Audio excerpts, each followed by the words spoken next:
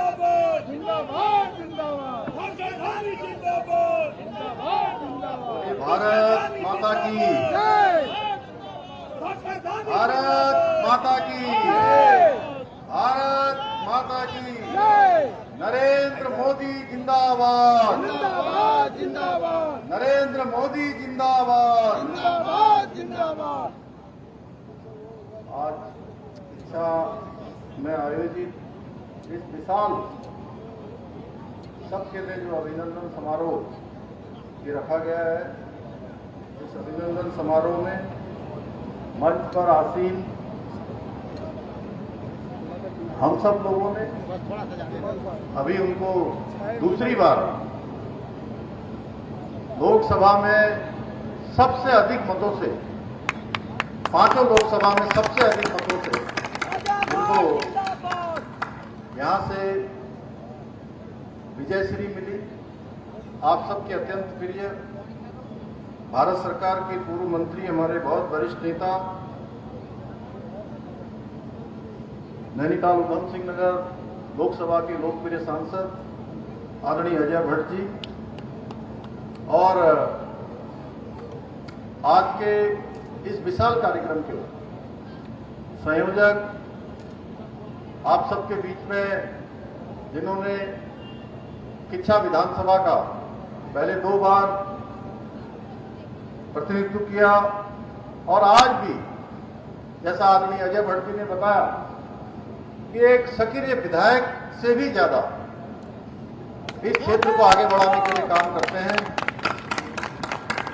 आदरणीय राजेश शुक्ला जी, भारतीय जनता पार्टी के जिलाध्यक्ष, भाई कमल जिंदल जी, रुद्रपुर क्षेत्र के लोकप्रिय विधायक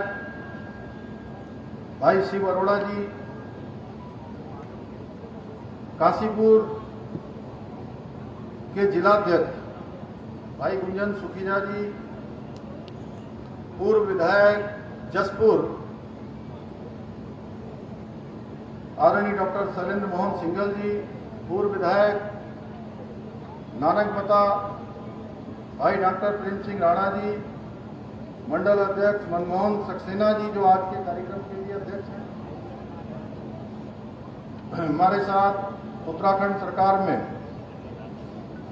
दायित्ववान हमारे भाई उत्तम दत्ता जी, मंडी परिषद के चेयरमैन आदरणीय डॉक्टर अनिल डब्बू जी, सरदार राजपाल सिंह जी, श्री खतीब अहमद जी, मुकेश कुमार सिंह अनुसूचित जाति आयोग, विकास शर्मा जी प्रदेश मंत्री, ममता जलोत्रा जी ब्लॉक प्रमुख, विपिन जलोत्रा जी, श्री राजेश कुमार जी, जिन्होंने बहुत सक्रियता से आज बाजपुर क्षेत्र में अनेक काम आगे बढ़ा रहे लोगों के लिए संघर्ष करते हैं।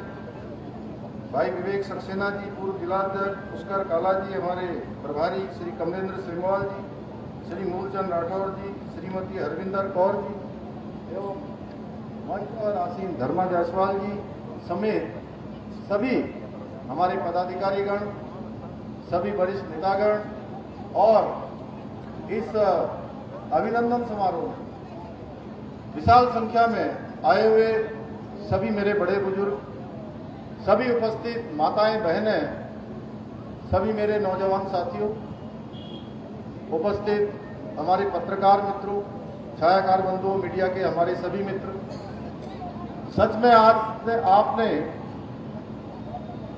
मेरा और मेरे साथ आए हुए सबका अभिनंदन करने के लिए आप इतनी बड़ी संख्या में एकत्र हुए हैं, लेकिन मैं आपकी इतनी विशाल संख्या देखकर आप सबका दोनों हाथ जोड़कर, सर झुकाकर आप सबका अभिनंदन करता हूं, आप सबका स्वागत करता हूं। और इस समारोह में सच में मैं 2021 में यहां पर आया था, और वो तारीख 13 अक्टूबर 2021 को मुझे याद है, तब भी आप सब विशाल संख्या में आए थे। लेकिन मैं आज देख रहा हूं जितनी यहां पर कार्यक्रम संयोजकों ने कुर्सियां लगाई हैं, उससे दुगने लोग इस कार्यक्रम के आसपास हैं। बाहर अन्य स्थानों पर और इतनी बड़ी धूप इतनी भीषण गर्मी हो रही है। मैं देख रहा हूं हमारी मातृशक्ति आगे, सच में आपको देखकर मुझे कष्ट भी हो रहा है कि आप लोग धूप में बैठे हैं। मैं यही कह रहा था कि सब धूप में बैठे हो।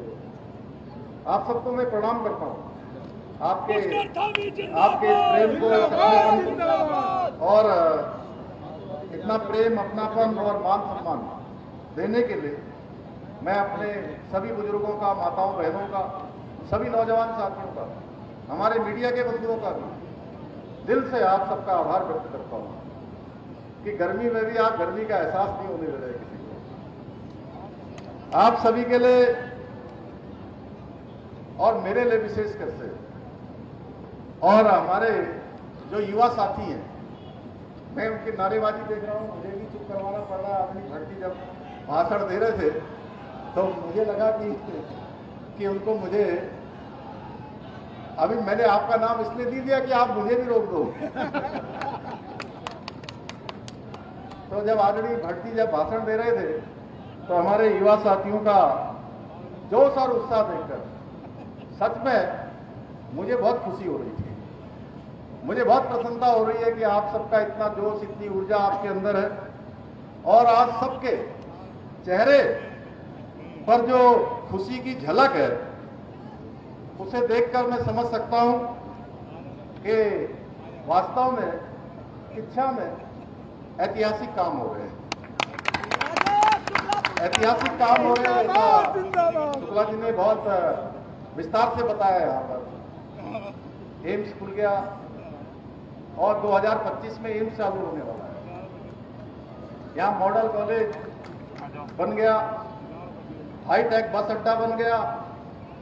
हमारे जो नगला वाले लोग थे उनको बचाने के लिए आपने संघर्ष किया, आगे आए और उसका भी रास्ता निकल गया। और अभी मैं आदरणीय प्रधानमंत्री जी से जून को मिला था, 25 जून को मुझे ध्यान है। और उस समय ये सारे जो 12 पार्क, जो औद्योगिक स्मार्ट सिटी जो देश के अंदर 12 बनने थे, तो मैंने आदरणीय प्रधानमंत्री जी से अनुरोध किया। वैसे पहले से भी हमारा ये प्लान चल रहा था, क्योंकि जमीन इत्यादि हम पहले से इसके लिए डिसाइड कर चुके थे कि पहली खेप में हमारे उत्तराखंड को भी जो है स्मार्ट सिटी, औद्योगिक शहर एक आप दे दीजिए। आदरणीय प्रधानमंत्री जी ने हमारे ऊपर बड़ी कृपा करी, मैं उनका दिल से धन्यवाद करता हूं। और सच में जो आपने मेरा यहाँ पर पगड़ी पहनाकर, यहाँ पर मेरे को शाल उड़ाकर, तमाम प्रकार के स्मृति चिन्ह देकर जो मेरा अभिनंदन किया, मेरा स्वागत किया, सच में इस अभिनंदन के हकदार हमारे कर्मयोगी प्रधानमंत्री आदरणीय मोदी जी हैं, जिन्होंने उत्तराखंड को एक दूरदर्शी योगदान। और इतना ही नहीं, शिक्षा के आसपास तमाम तरीके से आप ही के पंतनगर में अब अंतर्राष्ट्रीय स्तर का हवाई अड्डा बनने वाला है। आप सबको पता है? पता है। किस किस को पता है? जरा हाथ खड़ा करें। पता है।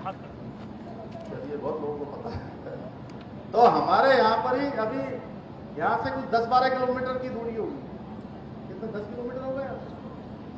यहाँ से 10 किलोमीटर की दूरी पर अंतर्राष्ट्रीय स्तर का हवाई अड्डा बनने वाला है।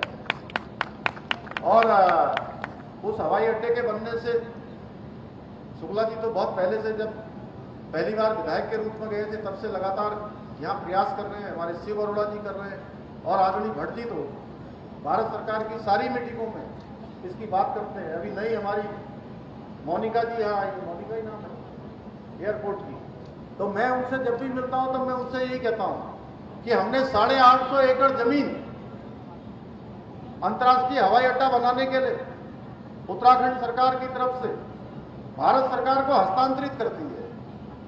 सारी जितनी प्रक्रिया होती है वो प्रक्रिया पूरी कर ली है। अब जल्दी से जल्दी आप भारत सरकार की प्रक्रिया को आगे बढ़ाइए और जल्दी से जल्दी पूरे देश दुनिया के लिए ये हमारा अंतर्राष्ट्रीय हवाई अड्डा पंतनगर का चालू हो जाए। और मैं पिछले दिनों आदरणीय प्रधानमंत्री से मिला था, तब भी मैंने उनसे अनुरोध किया था, और वो शुरू से उनका आशीर्वाद भी है, समर्थन भी है। और नए जो भारत सरकार में हमारे एविएशन के मिनिस्टर बने, उन्होंने भी मुझे आश्वस्त किया है और हमने कहा कि तब तक नाइट लैंडिंग की जो सुविधा नहीं है वो सुविधा कर दीजिए। तो सबसे पहले हमारे जिलाधिकारी जी होंगे यहाँ पर, हमारे आजकल मेरे सचिव और कुमाऊं के कमिश्नर श्री दीपक रावत जी को मैंने दोनों लोगों को कहा है कि राज्य सरकार की तरफ से जितनी भी औपचारिकताएं हैं वो सारी औपचारिकताएं आप तत्काल पूरी करवा दीजिए, जिससे जल्दी से जल्दी हमारे यहाँ पर इतना बड़ा औद्योगिक शहर बन रहा है, एम्स बन रहा है, जमरानी बांध भी हमारा स्वीकृत हो गया। आप सबको बताऊं, ऐसे अनेक काम जो पिछले 40 सालों से 50 सालों से,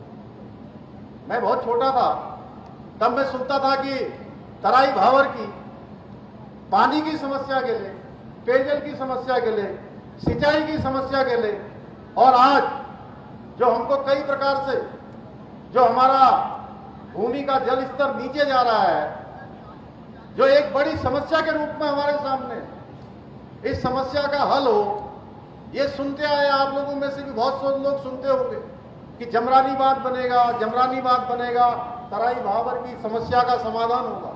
लेकिन भाइयों बहनों, 4.5 दशक से भी ज्यादा समय बीत गया, किसी ने इसकी सुध नहीं ली। हम सब लोगों ने, जितने लोग यहाँ मंच पर बैठे हैं, अजय भट्ट जी समेत सारे लोग और मैं स्वयं लगातार इसके लिए प्रयास करते रहे। हमारे प्रधानमंत्री मोदी जी ने हमारी बात सुनी और हमारा जमरानी बांध भी स्वीकृत कर दिया।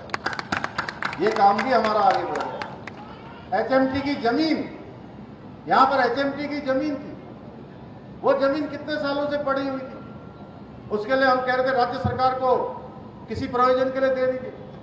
वो काम भी हमारा रुका हुआ था और ये काम भी हमारे प्रधानमंत्री आदरणीय मोदी जी और भारत की सरकार ने एचएमटी की जमीन भी हमको दे दी। अब उसको भी हम अपने प्रयोजन के लिए उपयोग कर सकते हैं। ऐसे अनेक काम, अगर मैं यहां पर काम गिनाने लगूंगा तो कई घंटे लग जाएंगे।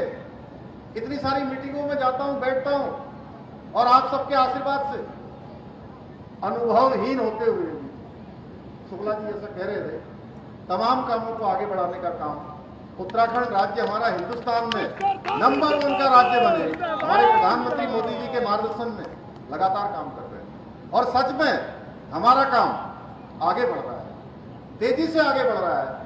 आज हम बहुत सारे मामलों में जो फैसले ले रहे हैं, वो सारे फैसले आज देश दुनिया के सामने एक नजीर की तरफ पेश हो जा रहे हैं, एक नजीर बन जा रहे हैं और जगह जगह लोग उस प्रकार के फैसले अपने प्रशासन में भी अमल में ला रहे हैं। चाहे नकल की बात अभी शुक्ला जी कर रहे थे, नकल का अध्यादेश, ये अध्यादेश हमको किस मजबूरी में लाना पड़ा। हमारे यहाँ के बेटे बेटियों का, हमारे भाई बहनों का, गरीब माता पिता के बेटे बेटियों का भविष्य बेकार हो रहा था, उनके साथ खिलवाड़ हो रहा था, उनकी प्रतिभा के साथ, उनकी योग्यता के साथ सम्मान नहीं हो रहा था। और ऐसे लोग भर्ती प्रक्रिया में, चयन प्रक्रिया में ऐसे लोग सेलेक्ट हो जा रहे थे, ऐसे लोगों का नंबर आ जा रहा था जो नकल माफियाओं से मिले हुए थे, जो घूसखोरी में संलिप्त थे, नकल के भ्रष्टाचार में लिप्त थे, पेन ड्राइव से जो नकल करवाते थे, करते थे, या पेपर आउट करवा लेते थे, या प्रश्न क्या आने वाला है पहले ही उनको क्वेश्चन बैंक आउट करवा लेते थे। भाइयों बहनों, गरीब माता पिता के बेटे और बेटियों का लगातार हक मारा जा रहा था। और जैसे ही ये हमारे पास आया कि गरीब माता पिता के बेटे बेटियों का हक छीना जा रहा है, उनके भविष्य के साथ खिलवाड़ किया जा रहा है, हमने तय किया, ये संकल्प लिया कि इसके लिए चाहे कोई भी कीमत चुकानी पड़े, कितना भी कठिन निर्णय क्यों न लेना पड़े, हम ये निर्णय लेंगे। और हमने निर्णय लिया, 100 से ज्यादा नकल माफियाओं को जेल की सलाखों के पीछे भेजने का काम किया और हम नकल का अध्यादेश लेकर आए।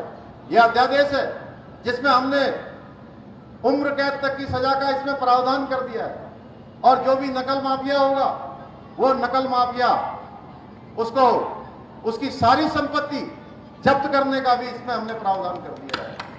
और इतना ही नहीं, मुझे आप सबको बताते हुए खुशी हो रही है कि अभी अभी पूरे राज्य के अंदर 2022 में पीसीएस की जो परीक्षा हुई थी उसका फाइनल जो परिणाम निकला है और 2024 की जो प्रारंभिक परीक्षा हुई है, दोनों परीक्षाओं के रिजल्ट आ गए हैं और उत्तराखंड का कोई जिला ऐसा नहीं है जिस जिले से कम 10 से 15 और 15 से 20 तक के हमारे गरीब माता पिता के बेटे बेटियां एसडीएम बन रहे हैं। जैसे यहां पर कॉस्ट्यूम बैठा हुआ है,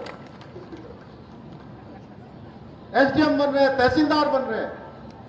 और मैं आपको बताऊं, आप सब इतनी चिलचिलाती गर्मी में, इतनी धूप में आप सब आए हैं तो मुझे लगता है कि मैं कोई भाषण नहीं दे रहा हूं, मैं आपसे अपने मन की बात कर रहा हूं, दिल की बात कर रहा हूं कि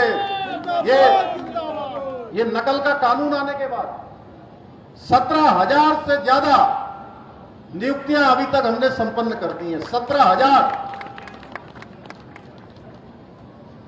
बहुत सारे प्रतिभागी जिनका चयन हुआ होगा उनके माता पिता यहां जरूर आए होंगे और मुझे ये बताते हुए भी खुशी हो रही है कि आप एक बेटा या बेटी एक परीक्षा में भी जिनका नंबर नहीं आता था, जिनका चयन नहीं होता था, आज एक साथ एक परीक्षा में उनका चयन हो रहा है, दूसरी में भी हो रहा है, तीसरी में भी हो रहा है, चौथी में भी हो रहा है और कुछ तो ऐसे हैं जिनका 5-5 स्थानों पर एक साथ चयन हो रहा है। ये बदल गया है, ये परिवर्तन हुआ है, ये नकल अध्यादेश आया है। इसी प्रकार से हम समान नागरिक संहिता का कानून लेकर आए, समान नागरिक संहिता का विधेयक हम लेकर आए हैं और उत्तराखंड देवभूमि को यह गौरव प्राप्त हो गया है।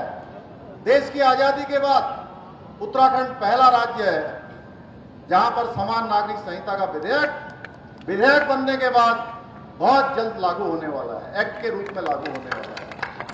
और वो हम किसी को टारगेट करने के लिए नहीं लाए हैं, हम किसी के पक्षपात के लिए भी नहीं लाए हैं, सबकी समानता के लिए हम लेकर आए हैं भाइयों बहनों। और इसका मैंडेट, इसका ये जनादेश हमको उत्तराखंड की देवतुल्य जनता ने दिया था। कई बार मैं बड़े बड़े टेलीविजन के डिबेट में जाता हूं तो मुझे लोग पूछते हैं कि आपने सबसे पहले लागू क्यों किया। मैंने कहा हमने सबसे पहले इसलिए लागू किया क्योंकि उत्तराखंड की देवतुल्य जनता ने, हमारी माताओं बहनों ने, नौजवानों ने, बुजुर्गों ने हमको इसके लिए अपना आशीर्वाद दिया। हमने उनके सामने 2022 के चुनाव में ये प्रस्ताव रखा था कि नई सरकार का गठन होगा तो हम उत्तराखंड के अंदर समान नागरिक संहिता का कानून लागू करेंगे और उत्तराखंड की जनता ने हमको मौका दिया। प्रदेश के इतिहास में, प्रदेश बनने के बाद पहली बार किसी भी राजनीतिक दल को हर बार चुनाव होता था और चुनाव के बाद क्या होता था, शुक्ला जी भी उसी धोखे में चले गए और उधर आगे वाले भी उसी धोखे में चले गए, कुछ जगह और भी चले गए। सिंघल साहब आप तो बाल बाल करते हो, ये हमारे राजेश जी कितने वोटों से रहे हैं? 1456 वोटों से। सबको लग रहा था, क्योंकि हर बार होता यहां था कि हर बार चुनाव होता था और चुनाव के बाद सरकार बदल जाती थी। ये चुनाव हुआ जी, जो सरकार चल रही है अगली सरकार आ गई, फिर चुनाव हुआ, जो सरकार चल रही है फिर अगली सरकार आ गई, अगली पार्टी की सरकार आ गई। इस बार भी लोगों के मन में यही था, यही बड़े बड़े हमारे जो विद्वान थे राजनीति के क्षेत्र में, उनका भी विश्लेषण यही था कि इस बार सरकार बदल जाएगी। लेकिन उत्तराखंड की देवतुल्य जनता ने ये परिपाटी तोड़ दी, ये मिथक तोड़ दिया और नया इतिहास बना दिया। लगातार भारतीय जनता पार्टी की सरकार पहले भी थी, उसी सरकार को आगे भी सेवा करने का अवसर प्रदान कर दिया। भाइयों बहनों, इसलिए मैं कहता हूं कि ये विधेयक हमने नहीं बनाया, ये विधेयक विधानसभा में मैंने उसके लिए संकल्प प्रस्तुत किया, मैंने विधानसभा में उसके लिए सदन की आज्ञा मांगी कि ये विधेयक हमारा जो है पास कर दीजिए, ये विधेयक मैं प्रस्तुत कर रहा हूं। लेकिन उत्तराखंड के एक एक व्यक्ति ने इस विधेयक को पारित किया है, एक एक माता बहन ने पारित किया है, एक एक नौजवान ने, एक एक बड़े बुजुर्ग ने। भाइयों बहनों, इस प्रकार हमको यह भी एक गौरव प्राप्त हो गया है। इसके साथ साथ आपने देखा होगा अभी हल्द्वानी में कुछ दिनों पहले 8 फरवरी 2024 को एक बड़ा दंगा करने की कुछ लोगों ने साजिश करी थी, आगजनी तोड़फोड़ करने की कोशिश करी थी। हमने उस समय तत्काल जो कानून व्यवस्था की स्थिति को संभालने के लिए जरूरी काम है वो किया, और जिन्होंने ये तोड़फोड़ की घटना को अंजाम देने का काम किया, आगजनी करने का काम किया, उनकी जहां जगह होनी चाहिए उस जगह पर हमने उनको भेजने का भी काम किया। और साथ ही हम उत्तराखंड की विधानसभा में एक ऐसा नया कानून लेकर आ गए, ये कानून भी हमने पास कर दिया, ये कानून भी हमारे प्रचलन में आ गया कि अब कोई भी दंगा करेगा, तोड़फोड़ करेगा, आगजनी करेगा, पथराव करेगा, इसमें कोई सरकारी संपत्ति, निजी संपत्ति का नुकसान होगा, उस निजी संपत्ति और सरकारी संपत्ति के नुकसान की एक एक पाई की भरपाई अब उसी दंगा करने वाले से सुनिश्चित की जाएगी भाइयों बहनों। क्योंकि उत्तराखंड देवभूमि है, यहां सब एक दूसरे के साथ मिलजुल कर रहते हैं, लेकिन उत्तराखंड के अंदर धर्मांतरण नहीं चलेगा, उत्तराखंड के अंदर अतिक्रमण नहीं चलेगा, उत्तराखंड के अंदर लैंड जिहाद नहीं चलेगा। उत्तराखंड के अंदर आप देख रहे होंगे अखबारों में कुछ लोग थूक याद कर रहे हैं, ये थूक याद भी नहीं चलेगा। उनके समाज के लोगों को आगे आना चाहिए, जो पढ़े लिखे लोग हैं उनको आगे आकर जो भी खराब चीज है उसको रोकने के लिए कहना चाहिए, जो गलत चीज है वो कहीं बर्दाश्त नहीं होगी, और देवभूमि उत्तराखंड में किसी कीमत पर ये बर्दाश्त नहीं होगी। उत्तराखंड को आगे बढ़ाने के लिए हम लगातार काम कर रहे हैं भाइयों बहनों, अनेक ऐसे निर्णय ले रहे हैं, जो निर्णय हमारे कुछ कठोर हैं, लेकिन उत्तराखंड राज्य के लिए जो जरूरी है हम उसको भी ले रहे हैं। जैसे शुक्ला जी ने बताया, हम भूमि कानून ये बनाने वाले हैं, लेकिन भूमि कानून बनाने से हमारे जो निवेशक हैं, जो हमारे उद्योग लगाने वाले हैं, पर्यटन के क्षेत्र में काम करने वाले हैं, या यहाँ पर अपना काम करके नौजवान युवाओं को, हमारे भाई बहनों को रोजगार देने वाले हैं, उनको हम किसी प्रकार की कोई दिक्कत नहीं होने देंगे, हमने पहले ही कहा है। लेकिन जो लैंड माफिया हैं, जिन्होंने किसी प्रयोजन के लिए भूमि को यहां पर खरीदा है, एक लैंड बैंक बनाया है, उन सबको हम किसी कीमत पर बर्दाश्त भी नहीं करने वाले हैं। कानून उनके लिए अपना काम करेगा। जिसने भी अगर इसमें जिस प्रयोजन के लिए भूमि क्रय की है, उस प्रयोजन के लिए उसका उपयोग नहीं किया है, तो भाइयों बहनों उसके खिलाफ हम कार्रवाई भी करेंगे। भाइयों बहनों, आप सभी क्षेत्रवासियों को आज जो ये हमारी उपलब्धियां यहां पर हुई हैं, यहां पर जो तमाम काम यहां पर विकास के आगे बढ़ रहे हैं, और आप सोचिए कि जब ये स्मार्ट हमारा औद्योगिक शहर बन जाएगा, खुरपिया फार्म का 1000 से ज्यादा एकड़ जमीन पर, तो आप ये सोचिए कि कैसा ये किच्छा हो जाएगा। केवल किच्छा ही नहीं, रुद्रपुर, किच्छा, सितारगंज, खटीमा, नानकमता, गदरपुर, बाजपुर, जसपुर और पूरा उत्तराखंड हल्द्वानी तक, यहां से लेकर पूरे पहाड़ तक, पूरे उत्तराखंड के लोगों को, केवल किच्छा के लोगों को ही लाभ मिलेगा ऐसा नहीं है। किच्छा के लोग तो यहाँ के मेजबान होंगे, उनको तो मिलना ही मिल रहा है, लेकिन किच्छा के साथ साथ पूरे आसपास के लोगों को, पूरे उत्तराखंड के लोगों को इसका लाभ मिलने वाला है, क्योंकि इसके बनने से लाखों लोगों को रोजगार मिलने वाला है। रोजगार के साथ साथ यहाँ पर एक बड़ा इन्वेस्टमेंट, जिसकी हम सब लोगों ने कभी कल्पना भी नहीं करी थी। सच में अटल बिहारी वाजपेयी जी को मैं नमन करता हूँ, आदरणीय एनडी तिवारी जी को नमन करता हूँ कि अटल बिहारी वाजपेयी जी देश के प्रधानमंत्री थे, और उन्होंने उत्तराखंड की बात आदरणीय अटल जी के सामने रखी, उन्होंने पैकेज दे दिया। पैकेज देने के बाद एक यहाँ पर शुरुआत हुई, पंतनगर का हमारा सिटपुल बना, सितारगंज का सिटपुल बना, महुआ खेड़ागंज का सिटपुल बना, बाजपुर का सिटपुल बना, हरिद्वार का हमारा सिटपुल स्थापित हुआ हजारों एकड़ जमीन पर, देहरादून में सेलाकुई में सिटपुल स्थापित हुआ, और वो प्रक्रिया अब तेजी से आगे बढ़ रही है। हमारे प्रधानमंत्री मोदी जी के नेतृत्व में जो गाड़ी धीरे धीरे चल रही थी, वो गाड़ी अब स्पीड पकड़ने लगी है, और आपका जब स्मार्ट शहर किच्छा खुरपिया बन जाएगा तो इसमें 4 चांद लग जाएंगे। गाड़ी की स्पीड पूरी टॉप गियर में चली है।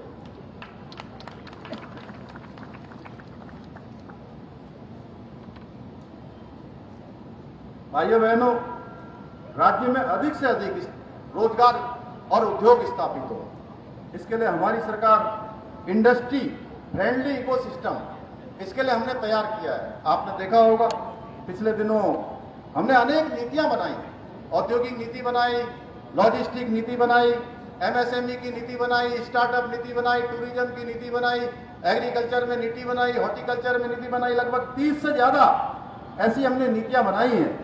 और ये नीतियां इसलिए बनाई है कि अधिक से अधिक लोग यहाँ पर रोजगार के लिए आए, यहाँ पर निवेश के लिए आए, यहाँ पर उद्योग के लिए आए।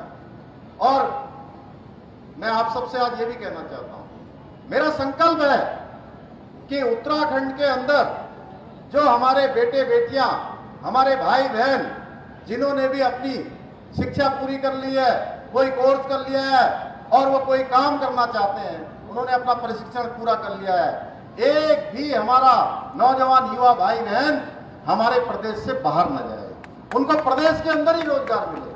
हम इस प्रकार की व्यवस्था चाहते हैं। राज्य में मैन्युफैक्चरिंग यूनिट लगाने के लिए हमने तमाम तरह की जो स्वीकृतियां हैं वो पहले अनेक अनेक विभागों से लेनी पड़ती थी, अब हमने उसको एक सिंगल विंडो सिस्टम में कर दिया है जिससे उनको कोई समस्या ना आए। हमने उद्योगों में लाइसेंस जो प्रोसेसिंग को आसान करने के लिए सिंगल विंडो सिस्टम में भी सुधार किया है। अब उनको अलग अलग जगह पर नहीं जाना पड़ेगा, एक ही जगह पर सारी स्वीकृतियां मिल जाएंगी। वहीं दूसरी स्तर पर अभी आपने देखा होगा पिछले वर्ष आदरणीय प्रधानमंत्री जी देहरादून आए थे, हमने ग्लोबल इन्वेस्टर समिट किया था। 3,54,000 करोड़ के एमओयू देश विदेश के लोगों ने हमारे साथ अनुबंध किए हैं और वो अब धरातल पर भी उतरने लगे हैं। धीरे धीरे उसकी ग्राउंडिंग शुरू हो गई है। इन्वेस्टर समिट से आने वाली परियोजनाएं ये जैसे जैसे धरातल पर उतरेंगी वैसे वैसे प्रदेश के अंदर रोजगार बढ़ेगा, हमारी आर्थिकी बढ़ेगी। अब वह दिन दूर नहीं है जब रोजगार सृजन के माध्यम से अपने प्रदेश के अंदर जो हमारे नौजवानों को, युवाओं को पलायन करना पड़ता है, बाहर जाना पड़ता है, और पलायन की समस्या भी खत्म होगी। भाइयों बहनों, इसके साथ साथ इकोलॉजी और इकोनॉमी का भी समन्वय बना रहे उसके लिए भी हम काम कर रहे हैं। इसी को ध्यान में रखते हुए जो खुरपिया में स्थापित होने वाला स्मार्ट सिटी पर्यावरण के अनुकूल तरीकों और सस्टेनेबल इंफ्रास्ट्रक्चर के साथ विकसित किया जाएगा, जो विकास के लक्ष्यों को सतत रूप से आगे बढ़ाने का काम करेगा। या इंडस्ट्रियल स्मार्ट सिटी पर्यावरण संरक्षण और आधुनिक विकास के बेहतरीन संगम के रूप में अपनी पहचान बनाएगा।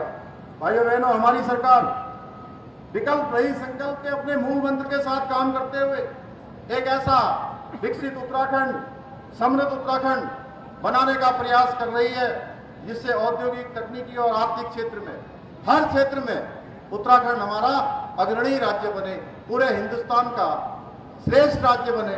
उस दिशा में हम काम कर रहे हैं। मुझे पूरा विश्वास है कि खुरपिया में स्थापित होने वाली यह इंडस्ट्रियल सिटी हमारे इस प्रयास में एक मील का पत्थर साबित होगी।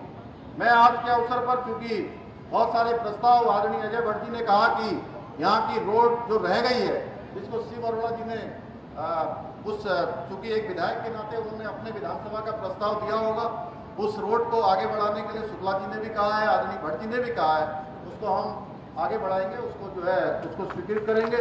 इसके अतिरिक्त अनेक काम आपने दिए हैं जिसमें किच्छा हल्द्वानी राजमार्ग से अटरिया रोड मार्ग जो वही मार्ग है वो अवशेष है, उसको पूरा करेंगे। पंतनगर विश्वविद्यालय के एसडीओ भीमराव अंबेडकर पार्क में बाबा साहेब भारत रत्न डॉक्टर भीमराव अंबेडकर साहब की आदमकद प्रतिमा की स्थापना की जाएगी। किच्छा के पुराने टैक्सी स्टैंड पर भारत पाकिस्तान के विभाजन की त्रासदी झेल रहे इससे आपने कहा है जहां पर भी इसके लिए सुटेबल जगह मिलेगी, क्योंकि मैं विभीषिका में पिछले वर्ष जब हमने दो बार कार्यक्रम किए अलग अलग, एक हमारे पूर्वी पाकिस्तान से आए हुए लोगों का जिसमें पूर्वी पाकिस्तान लिखा जाता था, हमारे जो बंगाली समाज के लोग हैं, बंगाली भाई बहन हैं, वह बंगाली समाज के जो प्रमाण पत्रों में पीछे से पूर्वी पाकिस्तान लिख दिया जाता था, जो उनके लिए बड़ी शर्मनाक स्थिति होती थी कि हिंदुस्तान में रह रहे हैं, वहां से आकर सारा काम यहाँ कर रहे हैं और अभी भी सर्टिफिकेट में पूर्वी पाकिस्तान लिखा जाता है। भाइयों बहनों, हमने उस पूर्वी पाकिस्तान को हटा दिया और इतना ही नहीं, अभी पिछले दिनों भी आपका प्रतिनिधिमंडल आया है, उस काम को भी हम आगे बढ़ाने वाले हैं। 3-4 जो प्रमुख यहाँ की मांगे हैं बंगाली समाज की, उन मांगों को भी पूरा करेंगे। हमारे भूमिहीन भाइयों के लिए भी हम काम करेंगे। अभी वंदना जी आई थी मेरे पास, और मैं जानता हूँ वंदना जी को बहुत पहले से ये भूमिहीनों के लिए काम करती रही है। तो किच्छा विधानसभा के ग्राम दरों में डॉक्टर भीमराव अंबेडकर पार्क एवं तालाब का सौंदर्यीकरण का कार्य किया जाएगा। किच्छा के बंडिया भट्टा के नमक फैक्ट्री के आपदा में टूटे हुए पुल का नव निर्माण का कार्य किया जाएगा। इसके अतिरिक्त जो हमारा सिटकुल है, इस सिटकुल में मैं 2005 में यही रुद्रपुर में हमने इसके लिए बड़ा संघर्ष किया था कि यहाँ के नौजवानों को सभी को 70% का आरक्षण मिलना चाहिए। अभी आज भी मैं मानता हूँ कि वो जो व्यवस्था है वो व्यवस्था हमारी धरातल पर उतरे, उसके लिए हम हर स्तर से प्रयास करेंगे। हमारे औद्योगिक प्रबंधन और निवेशक औद्योगिक प्रतिनिधियों से बात करके उस दिशा में भी हम ठीक प्रकार से वो योजना हमारी धरातल पर उतरे, उसके लिए हम काम करेंगे। एक बार फिर आप सभी का धन्यवाद करते हुए, और आप सब लोगों ने मुझे यहाँ पर बुलाया और इतना आदर सम्मान दिया, इसके लिए मैं दिल की गहराइयों से आप सबका आभार व्यक्त करते हुए, आप सबका धन्यवाद करते हुए अपनी बात को समाप्त करता हूँ। बहुत बहुत धन्यवाद। जय हिंद, जय भारत, जय उत्तराखंड। भारत माता की, भारत माता की, भारत माता की।